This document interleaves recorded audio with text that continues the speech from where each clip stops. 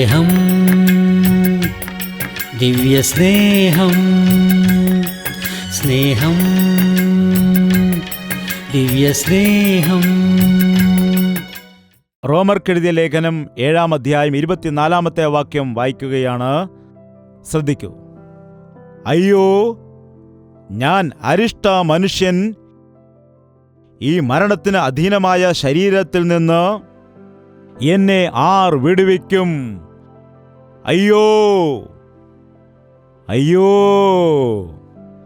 അയ്യോ, ഞാൻ അരിഷ്ട മനുഷ്യൻ, ഈ മരണത്തിന് അധീനമായ ശരീരത്തിൽ നിന്ന് എന്നെ ആർ വിടുവിക്കും? ഇങ്ങനെ നിലവിളിച്ചിരിക്കുന്നത് ഒരു കള്ളനല്ല, ഒരു വ്യഭിചാരിയല്ല, ഒരു മദ്യപാനിയല്ല. ആരാണ്? വിശുദ്ധനായി വിളിക്കപ്പെട്ടിരിക്കുന്ന പൗലോസ്. പൗലോസ് രക്ഷിക്കപ്പെട്ട സമയത്തും കർത്താവിൽ വിശ്വസിച്ച് അവൻ്റെ വേലയിൽ മുൻപോട്ട് പോകുന്ന സമയത്തും ഇടയ്ക്കിടയ്ക്ക് അവൻ്റെ ജീവിതത്തിൽ വരുന്ന ജഡപ്രവൃത്തികളെ അവൻ തിരിച്ചറിഞ്ഞു. അവനിലെ ജഡം അവനെ പിൻപോട്ട് വലിക്കുന്നത് അവന് മനസ്സിലാക്കി. നോക്കൂ, നിങ്ങളെല്ലാവരും യേശുവിൽ വിശ്വസിക്കുന്നു, ശരിയല്ലേ? നോക്കുക, നിങ്ങളെല്ലാവരും ദൈവത്തിൻ്റെ മക്കളാണ്, ശരിയല്ലേ? നിങ്ങളെല്ലാവരും വിശുദ്ധിയോടുകൂടെ തന്നെ ജീവിക്കണമെന്നാണ് ആഗ്രഹിക്കുന്നത്, ശരിയാണോ അല്ലയോ? ശരിയാണോ അല്ലയോ? എന്നാൽ അങ്ങനെ ജീവിക്കുവാൻ കഴിയുന്നില്ല. സിനിമ കാണാതെ ജീവിക്കുവാൻ കഴിയുന്നില്ല. സീരിയൽ തുടങ്ങുമ്പോൾ എൻ്റെ കണ്ണുകൾ വല്ലാതെ ആകർഷിക്കപ്പെടുന്നു. മദ്യപാനം നിർത്തിയതിന് ശേഷം റോഡിൽ കൂടി പോകുമ്പോൾ അവിടെ നിന്നുള്ള വാസന വരുമ്പോൾ അത് സഹിക്കുവാൻ കഴിയുന്നില്ല. എന്താണ്? ആ പഴയ പാപങ്ങൾ എന്നെ വീണ്ടും ആകർഷിക്കുകയാണ്. കള്ളം പറയുന്നില്ല എന്ന് വിചാരിച്ചാലും കള്ളം പറയുകയാണ്. അശ്ലീല ദൃശ്യങ്ങൾ കാണില്ല എന്ന് തീരുമാനിച്ചിട്ട് പോലും അറിയാതെ അത് ഫോൺ നോക്കുമ്പോൾ അറിയാതെ അത് കണ്ടുപോവുകയാണ്. അറിയാതെ എൻ്റെ വിരലുകൾ അങ്ങോട്ട് ചലിക്കുകയാണ്. എന്താണ്? ക്ഷമിക്കണം, സഹിക്കണമെന്നൊക്കെയുള്ള പ്രസംഗം കേട്ടിട്ട് ഇനി ആരോടും വഴക്കുണ്ടാക്കില്ല എന്ന് പറഞ്ഞ് തീരുമാനിച്ചിട്ട് കുടുംബത്തിൽ വന്നിട്ട് വഴക്കുണ്ടാക്കുകയാണ്. ഇന്ന് നിങ്ങൾ പറയാറില്ലേ, നാം ആത്മാവിൻ്റെ നിയന്ത്രണത്തിലുള്ളവരാണ്. നാം രക്ഷിക്കപ്പെടുന്നതിന് മുൻപ് ജഡപ്രകാരം ഉള്ളവരായിരുന്നു. അതായത് നമുക്കൊരു ശരീരമുണ്ട്. നാം ദൈവത്തിൻ്റെ ശ്വാസം അന്ന് മനുഷ്യനിലേക്ക് ഊതപ്പെട്ടപ്പോൾ മനുഷ്യൻ ജീവനുള്ള ദേഹിയായി മാറി. അങ്ങനെ ദൈവത്തിൻ്റെ ആത്മാവ് നമ്മുടെ ശരീരത്തിലുണ്ട്. ആത്മാവിൻ്റെ ആഗ്രഹം എന്താണ്? നാം നന്നായിട്ടിരിക്കണം, വിശുദ്ധിയായിരിക്കണം, ദൈവഹിതം ചെയ്യണം, പാപം ചെയ്യരുത്, ദൈവത്തെ ആരാധിക്കണം, ദൈവത്തെ സ്തുതിക്കണം എന്നുള്ള ദാഹമുണ്ടായിരിക്കും. എന്നാൽ നമ്മുടെ ജഡത്തിൻ്റെ ഇച്ഛ എന്താണെന്ന് വെച്ചാൽ ഏതു സമയത്തും ആഹാരം വേണം, ഉറക്കം വേണം, പിന്നെന്താണ്? മടിയാണ്. മുഴങ്കാലിരിക്കാൻ ഭയങ്കര മടിയാണ്. കർത്താവിൻ്റെ സന്നിധിയിൽ നിന്ന് പ്രാർത്ഥിക്കാൻ ഭയങ്കര മടിയാണ്. കുറച്ച് കഴിഞ്ഞിട്ട് മതിയെന്ന്. ചർച്ചിൽ വരാൻ പറഞ്ഞ അയ്യോ എനിക്ക് തലവേദന വരുന്നെന്ന് തോന്നുകയാണെന്ന് പറയുന്നു. എന്താണ്? ദൈവിക വിഷയങ്ങളിൽ വലിയ ഒരു മടിയാണ് ഈ ശരീരത്തിനുള്ളത്, വല്ലാത്ത ഒരു അലസത. ആത്മാവും ജഡവും തമ്മിൽ എപ്പോഴും പോരാട്ടമാണ് ഉള്ളത്. നാം ഇപ്പോഴും ജഡത്തിൽ തന്നെയാണ് വസിക്കുന്നത്. എന്നാൽ കർത്താവ് വരുമ്പോഴാണ് നാം തേജസ്കരിക്കപ്പെടുന്നത്. അപ്പോൾ ഈ ശോധനകൾ കാണില്ല. എന്നാൽ ഇപ്പോഴും നാം മണ്ണായ ശരീരത്തിലാണ് ആയിരിക്കുന്നത്. അതുകൊണ്ട് മണ്ണായ ശരീരം എപ്പോഴും നമ്മെ പിൻപോട്ട് പിടിച്ചു വലിച്ചുകൊണ്ടേയിരിക്കുകയാണ്. ആ ജഡത്തെ നാം ജയിക്കണമെങ്കിൽ ആത്മാവിൽ ശക്തിയുള്ളവരായിരിക്കണം. ആത്മാവിൽ ബലമുള്ളവരായിരിക്കണമെങ്കിൽ നാം വചനം വായിക്കണം, ദൈവത്തോട് പ്രാർത്ഥിക്കണം. ദൈവമക്കളുമായിട്ട് കൂട്ടായ്മ അനുഷ്ഠിച്ച് പ്രാർത്ഥനാ ജീവിതത്തിൽ മുൻപോട്ട് പോകുമ്പോൾ ജഡത്തിൻ്റെ പ്രവൃത്തികളെ നമുക്ക് ജയിക്കുവാൻ കഴിയും. എന്നാൽ ഇന്ന് അനേകം ആളുകൾ ജഡപ്രകാരമുള്ളവരായിട്ട് ജഡത്തിൻ്റെ കാര്യങ്ങൾ മാത്രമാണ് അന്വേഷിക്കുന്നത്. രാവിലെ എഴുന്നേറ്റ ഉടനെ പിന്നെ എന്താണ് കഴിക്കേണ്ടത്, എന്തു കുടിക്കും, എന്താണ് ധരിക്കേണ്ടത്, എങ്ങനെ പണമുണ്ടാക്കണം തുടങ്ങിയ ജഡത്തിന്റെ ചിന്തകൾ മാത്രമാണ് അവരെ ഭരിക്കുന്നത്. അല്ലാതെ എഴുന്നേറ്റ ഉടനെ കർത്താവേ നല്ല ദിവസത്തിനായിട്ട് നന്ദി കരയേറ്റുന്നു, ഇന്ന് ഞാൻ എങ്ങനെയാണ് ആയിരിക്കേണ്ടത്, എൻ്റെ ജോലികൾ എങ്ങനെ ചെയ്യണം, നിന്റെ ഹിതം എങ്ങനെ പ്രവർത്തിക്കണം, ഇന്ന് നിന്റെ വചനപ്രകാരം മുൻപോട്ട് പോകുവാൻ നിന്റെ കൃപ എനിക്ക് നൽകുമാറാകണമേ ദൈവമേ, നിന്റെ ശക്തി നൽകണമേ, നിന്റെ വാഗ്ദത്തം നൽകണമേ, എന്നെ സഹായിക്കണമേ എന്ന് പറഞ്ഞുകൊണ്ട് നമുക്ക് മുൻപോട്ട് പോകാൻ കഴിയുന്നില്ല.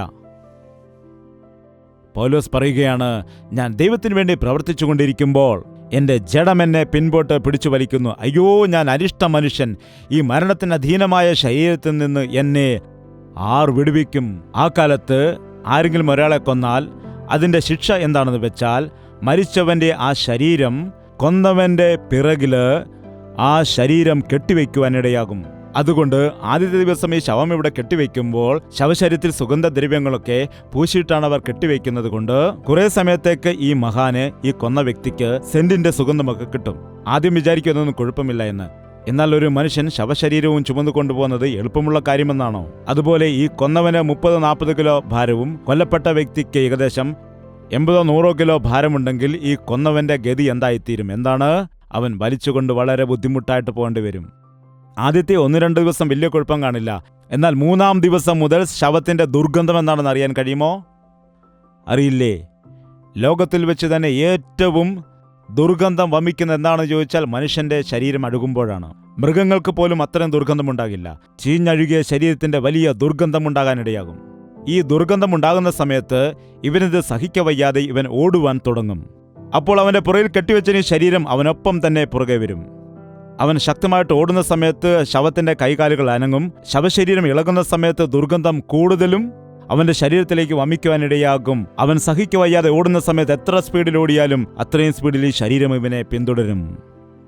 ഇനി ആരെങ്കിലും സഹായിച്ച് അഴിച്ചുവിടുകയാണെങ്കിലോ ആ സഹായിച്ചവന്റെ പുറകിൽ 2 പേരെയും വെച്ച് കെട്ടുവാനിടയാകും. അതുകൊണ്ട് ആരും തന്നെ അതിന് മുതിരില്ല. നിന്റെ ശിക്ഷ നീ തന്നെ അനുഭവിക്കുക മോനെ എന്ന് പറഞ്ഞുകൊണ്ട് ആരും തന്നെ അവനെ സഹായിക്കാൻ വരില്ല. എന്തുകൊണ്ടെന്നാൽ ആരെങ്കിലും സഹായിക്കാൻ വന്നാൽ ഇവരെ 2 പേരെയും കൊണ്ടുപോയി അവന്റെ പുറകിൽ വെച്ച് കെട്ടും. അതുകൊണ്ട് ആരും സഹായിക്കാൻ മുതിരുകയില്ല, ആരും മുൻപോട്ട് വരില്ല. അതുകൊണ്ട് ഇവനെന്താണ്, ഈ ദുർഗന്ധം സഹിക്കവയ്യാതെ ഈ ശവശരീരവുമായിട്ട് ഓടി ഓടി ഓടി ദേശത്തിന് വെളിയിലേക്ക് ഓടിപ്പോയി അവസാനം അവിടെ കിടന്ന് നിലവിളിക്കും, അയ്യോ അയ്യോ, ഞാൻ എത്ര അരിഷ്ടനായ മനുഷ്യൻ! ഈ മരണത്തിന് അധീനമായ ശരീരത്തിൽ നിന്ന് എന്നെ ആർ വിടുവിക്കും? അയ്യോ, എന്നെ ആരെങ്കിലും ഒന്ന് രക്ഷിക്കണമേ, ആരെങ്കിലും എന്നെ ഒന്ന് വിടുവിക്കണമേ എന്ന് നിലവിളിച്ചാലും തന്നെ ആരും അവനെ വിടുവിക്കില്ല. പൗലോസ് പറയുകയാണ്, നാം വിശ്വാസികൾ ആയതിനു ശേഷം നമ്മുടെ ശരീരത്തെ ഇതുപോലെ വലിച്ചുകൊണ്ടു പോവുകയാണെന്ന്. അതുകൊണ്ടാണ് ഒരു വ്യക്തി യേശുക്രിസ്തുവിൽ വിശ്വസിച്ചതിന് ശേഷം ലോകത്തിന്റെ ആശകളും ശരീരത്തിന്റെ പ്രവൃത്തികളെയും ക്രൂശിക്കണമെന്ന് പറയുന്നത്.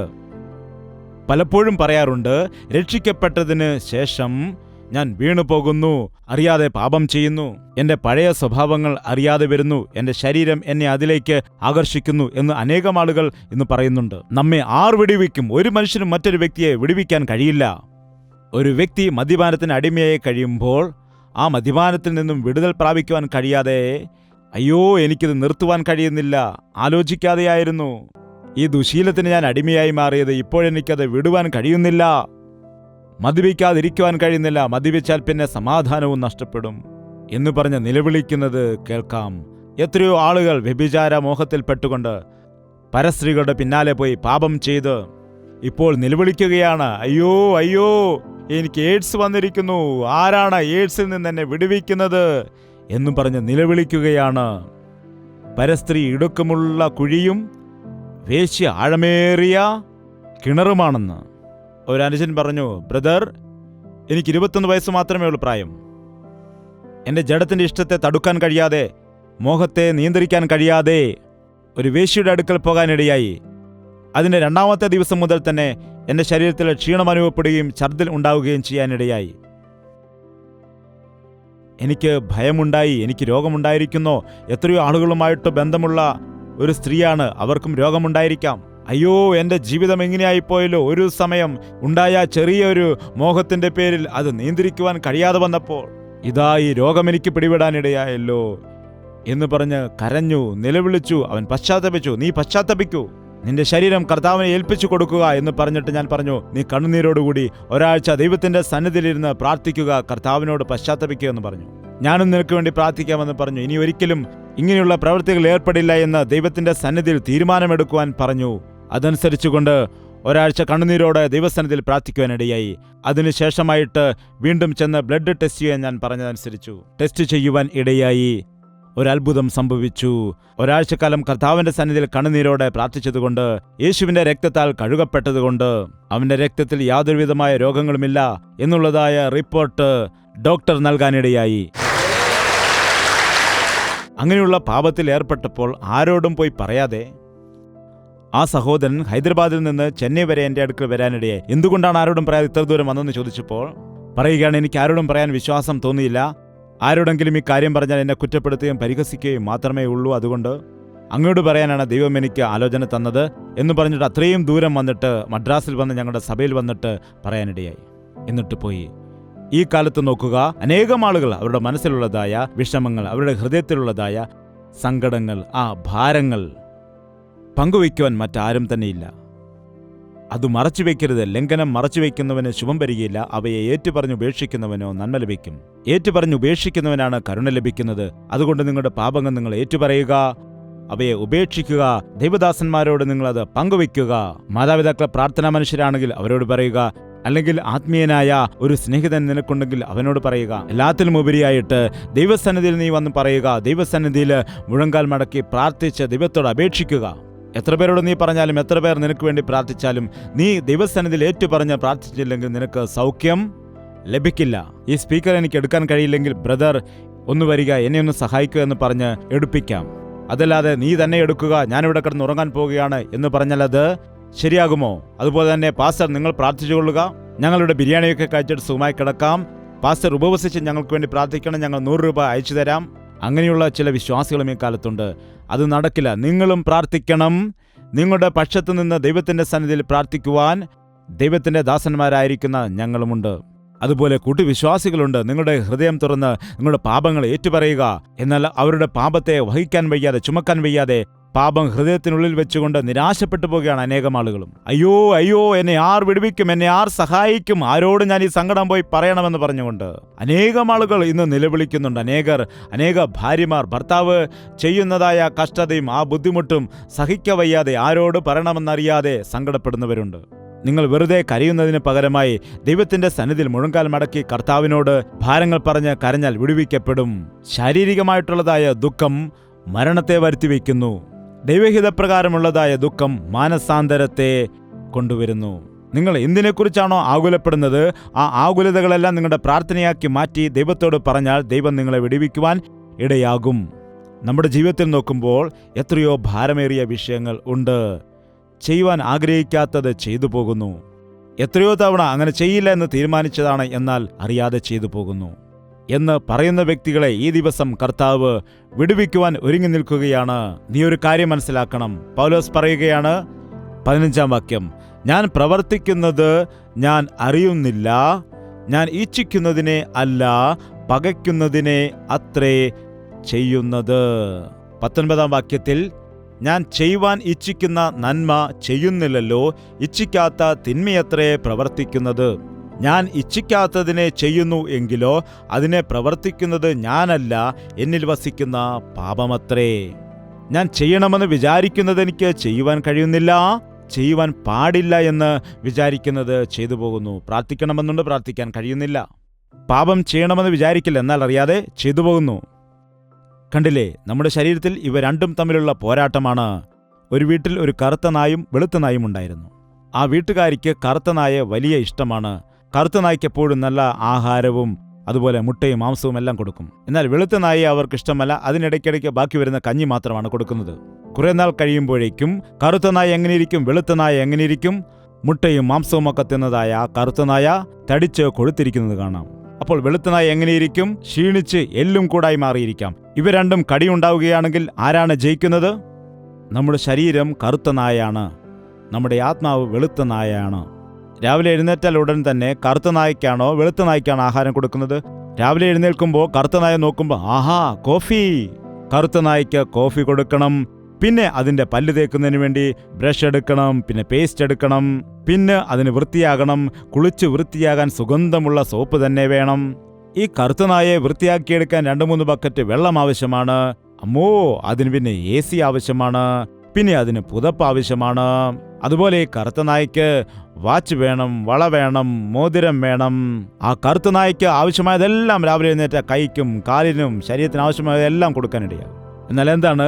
വെളുത്ത നായ ആത്മാവായിട്ട് അവിടെ ഇരിക്കുകയാണ്. അത് ക്ഷീണിച്ച് അവശനായിട്ടിരിക്കുകയാണ്. ദൈവമേ യേശുവേ എന്ന് വിളിക്കുമായിരുന്നെങ്കിൽ നന്നായിരുന്നു.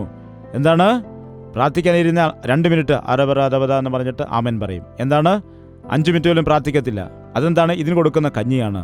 എന്താണ്? ഒരു മാതാവ് പറഞ്ഞു, എല്ലാ ദിവസവും വചനം വായിക്കില്ലെങ്കിൽ നിങ്ങൾക്ക് ആഹാരം തരില്ല എന്ന് ഒരു മാതാവ് തൻ്റെ മക്കളോട് പറഞ്ഞു. അപ്പോൾ മക്കൾ പറഞ്ഞു ശരി മമ്മി എന്ന്. അങ്ങനെ ബ്രേക്ക്ഫാസ്റ്റ് കൊടുത്ത് അവർക്ക് 10 ഇഡ്ഡലികൾ കഴിക്കാനിടയായി. പിന്നെ രണ്ടാമത്തെ ദിവസം മോനെ ബൈബിൾ വായിച്ചോ? ആ വായിച്ചു എന്ന് പറഞ്ഞു. അപ്പോൾ 5 ദോശ ഉണ്ടാക്കി കൊടുത്തു. പിന്നെ 3-ാം ദിവസവും വന്നു. ഇവർക്ക് എന്തോ ഒരു സംശയം ചോദിച്ചിട്ട് എടാ നീ സത്യമായിട്ടും വായിച്ചോ എന്ന് പറഞ്ഞു. ആ വായിച്ചു. എങ്കിൽ എന്താണ് വായിച്ചതെന്ന് ചോദിച്ചു. ഇന്നലെ ആത്മാവിനെ ഏൽപ്പിച്ചു കൊടുത്തു എന്ന് വായിച്ചു. ഇന്ന് യേശു കണ്ണുനീർ വാർത്തു എന്നാണ് വായിച്ചത്. എവിടെ നിന്നാണ് വായിച്ചത്? കലണ്ടറിൽ രേഖപ്പെടുത്തിയിട്ടില്ല ചെറിയ ചെറിയ വചനങ്ങൾ. കണ്ണാടിയുടെ മുമ്പിൽ നിന്ന് മുഖമിരിക്കുന്ന സമയത്ത് ഇത് നോക്കിയിട്ട് വായിച്ചിട്ട് പറയുകയാണ് ബൈബിൾ വായിച്ചു എന്ന്. എന്നാൽ രാവിലെ കഴിക്കുന്ന സമയത്ത് സമയമില്ല എന്ന് പറഞ്ഞ് ചെറിയ ഇഡ്ഡലിയുടെ പീസെടുത്ത് കഴിച്ചുകൂടെ? കഴിക്കുമ്പോൾ മാത്രം 10 ഇഡ്ഡലി വേണം, 3 ദോശയും വേണം. ഓരോ ദിവസവും 1 മുറി ഇഡ്ഡലിയും 1 മുറി ദോശയും നീ കഴിക്കുകയാണെന്ന് വെക്കുക. 2 ദിവസം കഴിഞ്ഞ് നീ എങ്ങനെയിരിക്കും? ഇങ്ങനെയിരിക്കും. വചനം മാത്രം നീ ഇത്രയ്ക്കേ ധ്യാനിക്കുകയുള്ളൂ, എന്നാൽ ആഹാരം മാത്രം ഇത്രത്തോളം കഴിക്കും. അതുകൊണ്ട് ശരീരത്തിന് ബലമുണ്ടാകും, ആത്മാവിന് ബലം കാണില്ല. അതുകൊണ്ട് ആത്മാവ് ഉള്ളിൽ നിന്ന് പറയും നീ അങ്ങനെ ചെയ്യരുത്, മദ്യം കുടിക്കരുത്, സിഗരറ്റ് വലിക്കരുത്, ആ പാപം ചെയ്യരുത്, അങ്ങോട്ട് പോകരുത്, വഴക്കുണ്ടാക്കരുത്, കള്ളം പറയരുത്. എന്നാൽ ഇതൊന്നും അവൻ അനുസരിക്കുവാൻ കഴിയുന്നില്ല. എന്തുകൊണ്ടാണ്? ജഡത്തിന് നല്ല ബലമായിരിക്കുന്നത് കൊണ്ട്. അതുകൊണ്ടാണ് പറയുന്നത്. അതുകൊണ്ടാണ് നമുക്ക് ആത്മാവിനെ അനുസരിച്ചുകൊണ്ട് ജീവിക്കണമെങ്കിൽ ആത്മാവിന് ആവശ്യമായ സമയത്തെ നാം എപ്പോഴും ജീവിതത്തിൽ കൊടുക്കണം. എല്ലാ ദിവസവും 24 മണിക്കൂറിൽ നിന്ന് ദൈവത്തിന് ദശാംശം കൊടുക്കണമെന്ന് നിങ്ങൾ ചിന്തിക്കുകയാണെങ്കിൽ എല്ലാ ദിവസവും 2 മണിക്കൂർ 40 മിനിറ്റ് ദൈവത്തിന്റെ സന്നിധിയിൽ നിങ്ങൾ ചിലവഴിക്കുകയാണെങ്കിൽ നിങ്ങൾ ആത്മീയമായി ബലപ്പെടുവാനിടയാകും. ജഡത്തിന്റെ പ്രവൃത്തികൾക്ക് നിങ്ങൾ പിന്നെ ഇടം കൊടുക്കില്ല. പാപത്തെ നിങ്ങൾക്ക് എളുപ്പത്തിൽ ജയിക്കുവാൻ കഴിയും. പിശാച് നിങ്ങളെ കാണുമ്പോൾ തന്നെ ഓടിപ്പോകുവാനും ഇടയാകും. സാത്താനെ കാണുമ്പോൾ നമ്മളല്ല വീണു പോകേണ്ടത്. നിന്നെ കാണുന്ന സമയത്ത് സാത്താൻ വീണു പോകണം.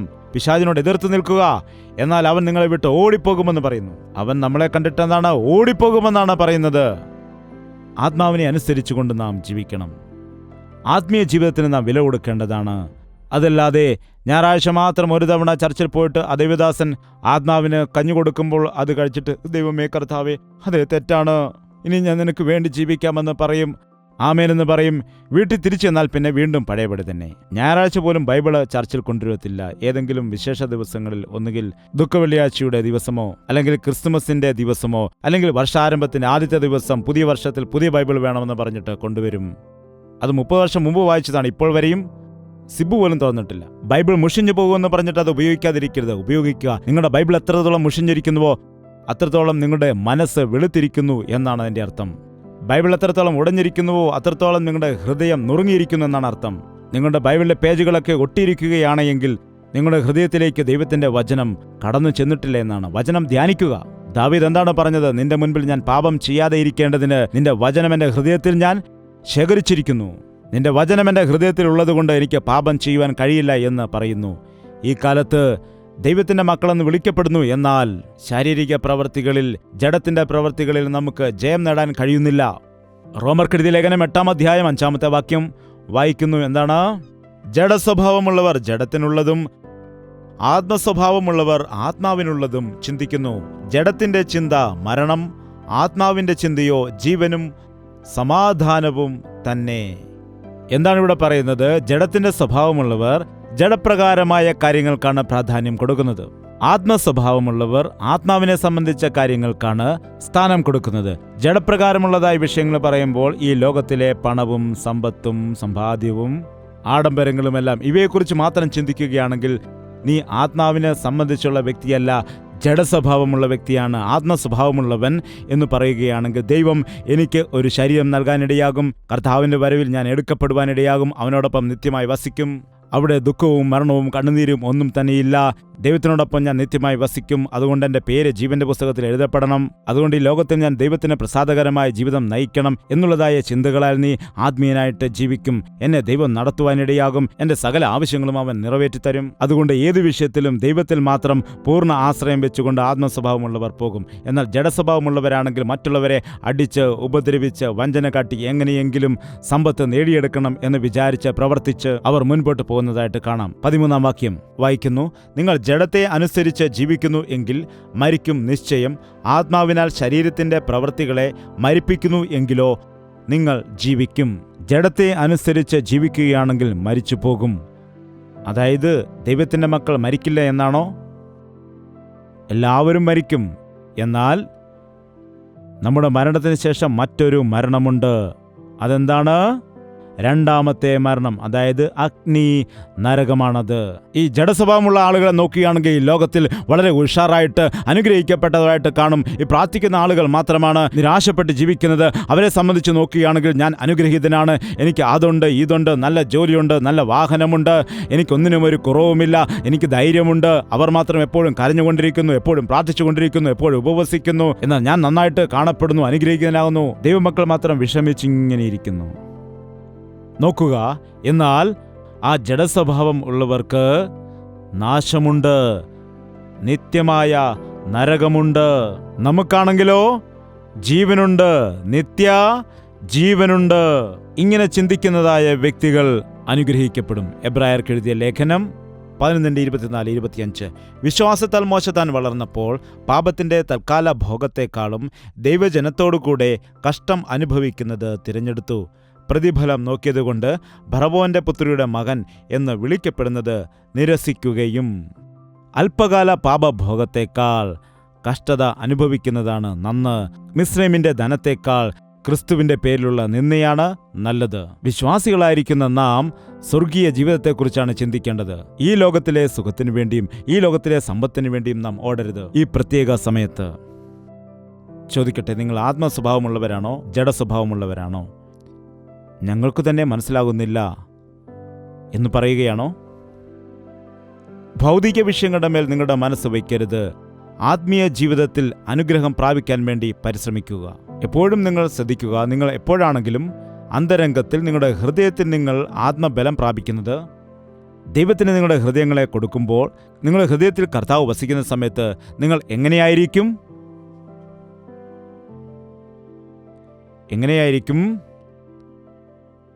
ഞാൻ പറയട്ടെ, രാജാവ് തരുന്ന വസ്തുക്കളൊന്നും എനിക്ക് വേണ്ട. രാജാവ് എവിടെയാണോ ഞാൻ അവിടെ തന്നെ ആയിരിക്കും. ഞാൻ എങ്ങനെ ജീവിക്കും? രാജാവ് എവിടെയാണ് താമസിക്കുന്നത്? എവിടെയാണ് അദ്ദേഹം താമസിക്കുന്നത്? രാജകൊട്ടാരത്തിലായിരിക്കും, അന്തഃപുരത്തിൽ ആയിരിക്കും. എനിക്കൊന്നും വേണ്ട, എനിക്ക് രാജാവിൻ്റെ കൂടെ വസിച്ചാൽ മാത്രം മതി എന്ന് പറയുന്നു. അപ്പോൾ എനിക്കെന്തുണ്ട്? സകലതുമുണ്ട്. ഇന്ന് യേശുക്രിസ്തുവിനോട് എന്താണ് പറയുന്നത്? അതുതാ ഇതുതാ എന്ന് പറഞ്ഞിട്ട് പോവുകയാണ്. എനിക്ക് അതുതാ ഇതുതാ എന്ന് പറഞ്ഞിട്ട് അനുഗ്രഹം വാങ്ങിയിട്ട് പോവുകയാണ്. കർത്താവേ, നീ എൻ്റെ കൂടെ വരൂ, എൻ്റെ കൂടെ വസിക്കൂ എന്ന് പറയുന്നില്ല. ദാവീദ് പറഞ്ഞതുപോലെ, നീ എൻ്റെ കൂടെ ഉണ്ടെങ്കിൽ ഈ ലോകത്തിലുള്ളതൊന്നും തന്നെ എനിക്ക് ആവശ്യമില്ല. അതിൻ്റെ അർത്ഥം എന്താണ്? നീ എൻ്റെ കൂടെ ഉണ്ടെങ്കിൽ ലോകത്തിലുള്ളതെല്ലാം എനിക്കുണ്ട്. അതാണ് അതിൻ്റെ അർത്ഥം. നമുക്ക് കർത്താവിനെ ആഗ്രഹിക്കാം. കർത്താവിൻ്റെ കൂടെ ആയിരിക്കുമ്പോൾ നമുക്കെല്ലാം ഉണ്ടായിരിക്കും. കഷ്ടതയും ഉണ്ടായിരിക്കും കേട്ടോ. കർത്താവിനെ അനുഗമിക്കുകയാണെങ്കിൽ, ഒരുവൻ എന്നെ അനുഗമിക്കുകയാണെങ്കിൽ തൻ്റെ ക്രൂശെടുത്തുകൊണ്ട് അവൻ എന്നെ അനുഗമിക്കട്ടെ. അവൻ്റെ ക്രൂശെടുക്കുകയാണെങ്കിൽ നീ എങ്ങനെ ആയിരിക്കണം? അങ്ങനെയല്ല കർത്താവെ, സിംഹാസനത്തിൽ ഇരിക്കുന്ന സമയത്ത്, ക്രൂശിൻ്റെ സമയത്ത് എനിക്ക് വരാൻ കഴിയില്ല. ഈ ദിവസം നാമും യേശുവിനോടൊപ്പം കഷ്ടത സഹിച്ചാൽ യേശുവിനോടൊപ്പം ആനന്ദിക്കുവാനും കഴിയും. ക്രൂശ് കൂടാതെ കിരീടമില്ല. There is no cross no crown. ക്രൂശില്ല എങ്കിൽ കിരീടവുമില്ല. ഈ ദിവസം തന്നെ ഒരു തീരുമാനമെടുക്കുക, എൻ്റെ ശരീരത്തേക്കാൾ എൻ്റെ ആത്മാവിന് ഞാൻ പ്രാധാന്യം കൊടുക്കുമെന്ന്. അതുപോലെ തന്നെ നിങ്ങളുടെ ശരീരം മൺകൂടാരമായിരിക്കുമ്പോൾ പരിശുദ്ധാത്മാവ് നിങ്ങളിൽ വസിക്കുന്നുണ്ടെങ്കിൽ നിങ്ങളുടെ ശരീരം ദൈവത്തിൻ്റെ ആലയമായിട്ട് മാറാനിടയാകും. ശരീരത്തിന് നല്ല ആഹാരം കൊടുക്കരുത്, നല്ല വസ്ത്രം ധരിക്കരുത്, ശുദ്ധിയാക്കി വെക്കരുത് എന്ന് ദൈവം എവിടെയും പറയുന്നില്ല. മുന്നമേ അവൻ്റെ രാജ്യവും അവൻ്റെ നീതിയും അന്വേഷിക്കുക, അതോടുകൂടെ എല്ലാം നിങ്ങൾക്ക് നൽകാമെന്നാണ് അവൻ പറയുന്നത്. ഈ ലോകത്തിലെ ജോലി നമുക്ക് ചെയ്യാം, നമ്മുടെ വരുമാന മാർഗങ്ങൾ ചെയ്യാം, വീട്ടിലെ കാര്യങ്ങളെല്ലാം നമുക്ക് നോക്കാം. അതോടൊപ്പം എല്ലാത്തിലും പ്രധാനമായിട്ട് എൻ്റെ ദൈവം എൻ്റെ കൂടെയുണ്ട്. ദൈവത്തിന് പ്രസാദകരമായിട്ട് ഞാൻ ജീവിക്കും. ഈ ലോകത്തിൽ കർത്താവിൻ്റെ സാക്ഷിയായിട്ട് ഞാൻ മുൻപോട്ട് പോകും. എൻ്റെ ശരീരത്തെ അവൻ്റെ നാമമഹത്വത്തിന് വേണ്ടി ഉപയോഗിക്കും എന്ന ഒരു തീരുമാനം എടുക്കുക. അപ്പോൾ നിങ്ങൾ അനുഗ്രഹിക്കപ്പെടും. നിങ്ങൾക്ക് രോഗം വന്നാൽ സൗഖ്യം ലഭിക്കും. സാമ്പത്തിക ബുദ്ധിമുട്ടുകൾ വന്നാൽ വിടുതൽ ലഭിക്കാനിടയാകും. നിങ്ങൾക്ക് ശോധനകൾ വന്നാൽ വിജയമുണ്ടാകും. പ്രതിസന്ധികൾ വരികയാണെങ്കിൽ അവിടെ പരിഹാരമുണ്ടാകും. നിങ്ങൾ പരീക്ഷകളെ ജയിച്ചു മുൻപോട്ട് പോകും. അങ്ങനെ അവന് വേണ്ടി ജീവിക്കുവാൻ കഴിയും. ദയവ് ചെയ്ത് തലകളെ വണക്കുക. നമുക്ക് പ്രാർത്ഥിക്കാം. പരിശുദ്ധാത്മാവ് നിന്നോട് സംസാരിച്ചു കൊണ്ടിരിക്കുമ്പോൾ ഈ ദിവസം മുതൽ നിന്റെ ശരീരത്തെ ദൈവത്തിൻ്റെ ആലയമായി ദൈവത്തിന് സമർപ്പിച്ചു കൊടുക്കുക. എൻ്റെ ജീവിതത്തെ നോക്കണമേ കർത്താവേ. ഈ ലോകത്തിലുള്ളതായ കഷ്ടത എനിക്ക് സഹിക്കുവാൻ കഴിയുന്നില്ല. ഈ ദുശീലത്തിൽ നിന്ന് വിടുതൽ പ്രാപിക്കുവാൻ കഴിയുന്നില്ല. ഈ അന്യ സ്ത്രീയുമായുള്ള ബന്ധത്തിൽ നിന്ന് വിടുവിക്കപ്പെടുവാൻ കഴിയുന്നില്ല.